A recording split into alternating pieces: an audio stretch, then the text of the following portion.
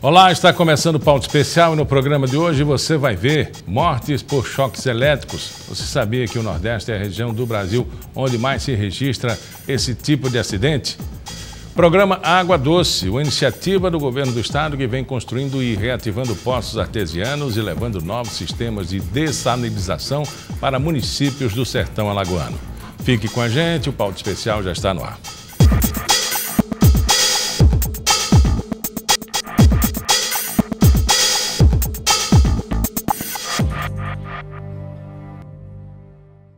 Uma pesquisa realizada em 1.100 domicílios entre os anos de 2013 a 2016 aponta o Nordeste brasileiro como a região com maior número de ocorrências de acidentes com eletricidade. Em 2016, 44 pessoas morreram devido a esse tipo de acidente em Alagoas, que ocupou a 7ª colocação no ranking dos 9 estados do Nordeste. Como ocorreram esses acidentes e quais as orientações, às famílias brasileiras, especialmente alagoanas, para que a gente não tenha essa baixa em número de acidentes? Olha, Miguel, essa questão dos acidentes de origem elétrica, principalmente que ocorre no estado, dentro desse mundo estatístico apresentado aí, ele envolve os acidentes que ocorrem na rede elétrica pública e os acidentes que ocorrem dentro das residências, não é? A Bracopel, ela faz esse tipo de apanhado através dos hospitais, através de atendimento médico, não é? Então, essa quantidade de acidentes, o que é mais importante e o que é mais relevante, é justamente a questão do improviso, não é? As pessoas em casas improvisam muito a questão das instalações elétricas, não é? E a gente tem aí, inclusive eu posso até destacar aqui um acidente que ocorreu recentemente em Atalaia, o cidadão que fez um improviso de uma lâmpada que ele instalou no fundo do quintal, passou o fio no prego e do prego ele fez o varal e aí criou uma situação onde o risco e o perigo com relação à energia elétrica, não é? E a senhora, dona de casa, foi estender a roupa, levou um choque, faleceu, a filha foi socorrer, levou outro choque, faleceu. Então, água, a roupa molhada, condutor de energia, o fio energizado. Então, essas questões, principalmente de improviso, dentro das residências, é que tem levado um grande número de acidentes. Muitas vezes por falta de conhecimento, né, e às vezes até ignora o risco da própria energia e criam exatamente essas situações e essas condições para justamente ocorrer essa potencialização do risco dentro das residências.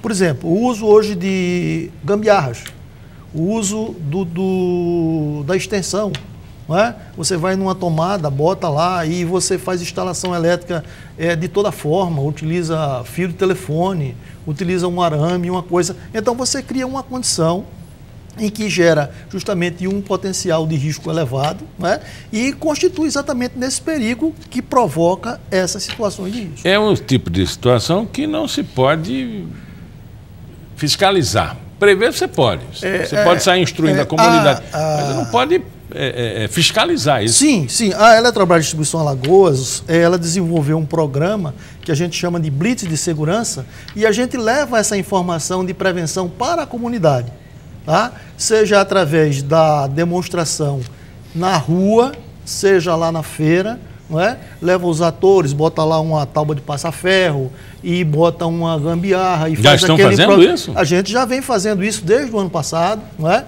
E a gente tem mostrado à população a necessidade de fazer esse tipo de prevenção.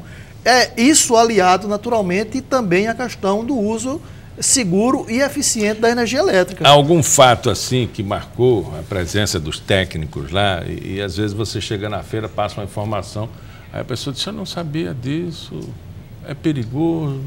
Isso é o que a gente mais observa, exatamente as pessoas que estão naquela ação, que estão envolvidas ali, que estão interessadas ou que passam ali por acaso e está se dando aquela ação. Então as pessoas ficam assim curiosas, bom, mas isso é perigoso?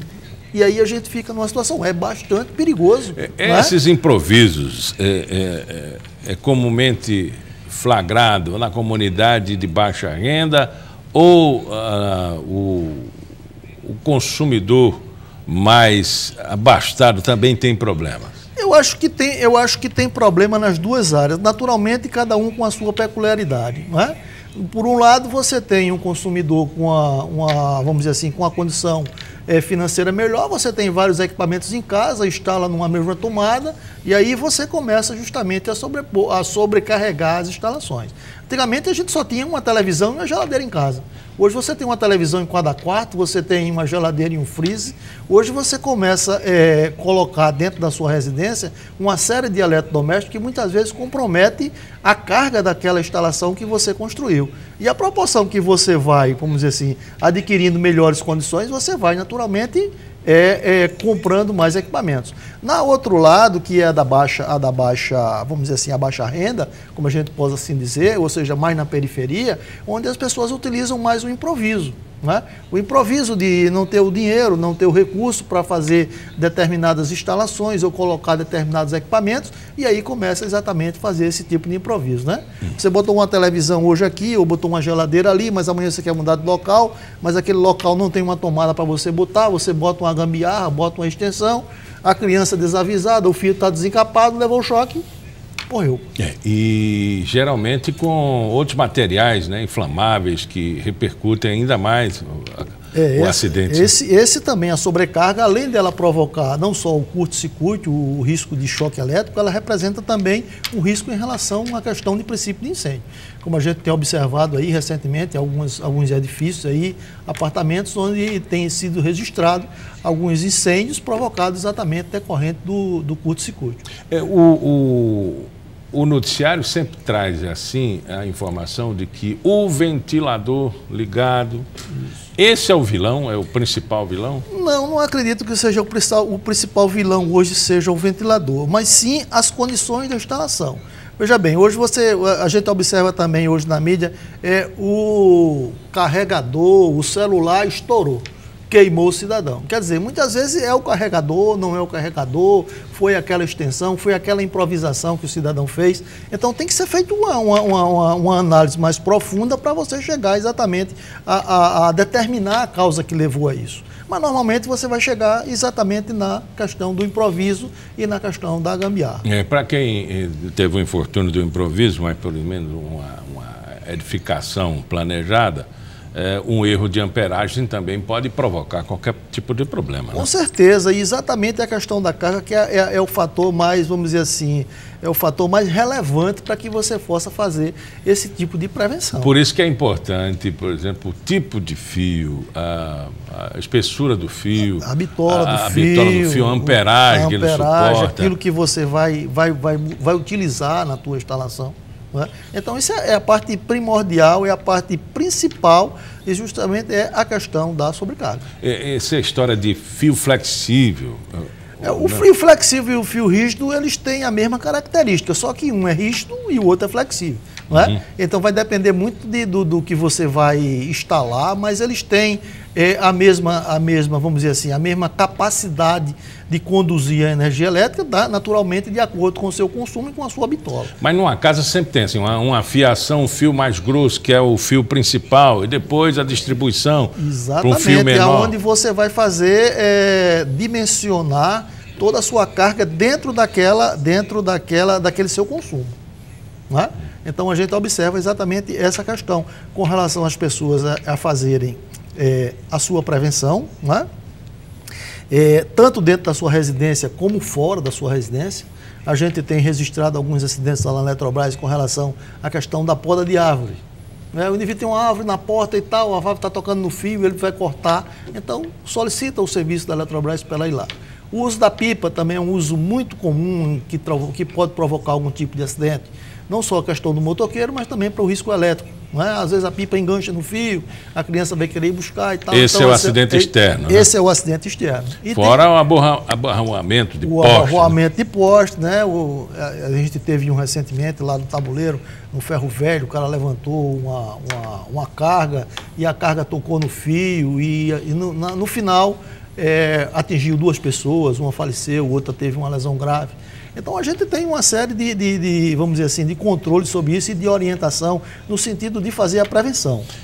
Não se brinca com eletricidade, né? Às vezes a superconfiança ou autoconfiança de um profissional, ele termina correndo um risco desnecessário, né? Perfeitamente. Então, com o passar do tempo, né, você começa a lidar com um determinado tipo de risco e depois você começa a banalizar ele, porque você já adquiriu confiança, você acha que aquilo ali já faz parte lá do teu risco, não é? E às vezes você despreza o uso de alguns equipamentos de proteção, não é? Ou muitas vezes você vai trocar uma lâmpada e você não quer desligar o disjuntor, mas o certo é você desligar o disjuntor e trocar a lâmpada e tal, para que você faça a coisa com mais segurança. E o profissional que está ali trabalhando não pode brincar no serviço, porque às vezes uma criança está observando e vê que ele pegou no fio, não tomou choque, e vai querer fazer o mesmo, porque criança é curiosa, né? Ele pode ser reflexo disso, né? Ele pode ser um exemplo para que a pessoa olhe e veja ele fazendo e você ter o cuidado de exigir que essas pessoas, que você vai contratar algum serviço de eletricidade, contrata um profissional que você saiba que ele tem experiência, que ele é capacitado, né? Porque existe aí dentro desse mercado algumas pessoas que são os curiosos, né? Ó, eu vou emendar um fio aqui, emenda um fio com o outro ali, faz uma tomada e dá certo.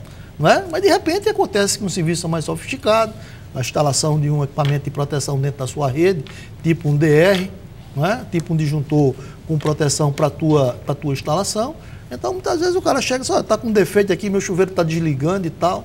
Não, é o seu disjuntor aqui que não está bom, e tira um disjuntor que tem um tipo de proteção e bota outro sem proteção. Tá? Então compromete a tua instalação e pode provocar... O chuveiro elétrico também ele requer mais conhecimento, né? Conhecimento e proteção do profissional que vai instalar, né? Porque ali você tem uma resistência elétrica, que você vai ter contato com a água. É necessário que você tenha um aterramento específico para aquilo ali, que você tenha uma rede direta para aquilo ali e que você tenha o sistema de proteção, naturalmente de acordo com a capacidade do teu chuveiro. Os acidentes com o chuveiro, não são justificáveis, porque ao você instalar um chuveiro elétrico, você, obviamente, contratou um profissional qualificado para fazer aquilo, né? Sim. O curioso pode levar um grande prejuízo a você, né? Sim. Por que o chuveiro elétrico consome tanto? Porque ele é a base de resistência elétrica. Então, todo equipamento elétrico que é a base de resistência, ele tem um consumo mais elevado. Tá? Então, os equipamentos tipo grill, tipo chapinha, tipo... todos esses equipamentos que funcionam... Secadores de cabelo. Tudo isso funciona à base de resistência elétrica. Tá? Então, essa resistência elétrica nada mais é do que um fio, tá? Que quando você liga na energia, ele vai se aquecer, né? Vai ficar em forma de brasa e aí ele vai gerar o calor. Tá? Então, a partir daí, desse calor, vai entrar em contato, seja com a água, seja com o ar, para produzir exatamente a questão da temperatura. E por isso que se deve ter o maior cuidado com chuveiro elétrico. Alguma ocorrência nessa pesquisa aí envolvendo o chuveiro elétrico? Olha, a gente, dentro do aspecto de pesquisa, como eu disse a você, essa pesquisa é da Abracopel e os acidentes que ocorrem dentro das residências, normalmente a Eletrobras ela não tem uma certa, vamos dizer assim, um certo registro disso, porque muitas vezes isso passa pela gente e vai direto para a rede hospitalar, onde é feito o atendimento, e a Abracopel faz a sua pesquisa dentro ou junto com as unidades hospitalares, onde eles registram os acidentes que foi de origem elétrica. Então a gente tem assim um certo controle com os acidentes que ocorrem na rede externa, apesar de que a gente não despreza isso, a gente vai lá, acompanha, tá? Quando é justamente um acidente assim de grande repercussão. Conversamos com o Jorge Rocha, ele é técnico de segurança da Eletrobras. Muito obrigado pela entrevista. Obrigado a você, Miguel. Nós orientamos as pessoas se tiver alguma dúvida, pode consultar através da assessoria de comunicação da Eletrobras ou através da rede social que a Eletrobras mantém à disposição de todos os cidadãos. Depois do intervalo, nós vamos conversar sobre o projeto Água Doce, que tem levado água de qualidade às cidades do sertão de Alagoas. Daqui a pouco, a gente volta já.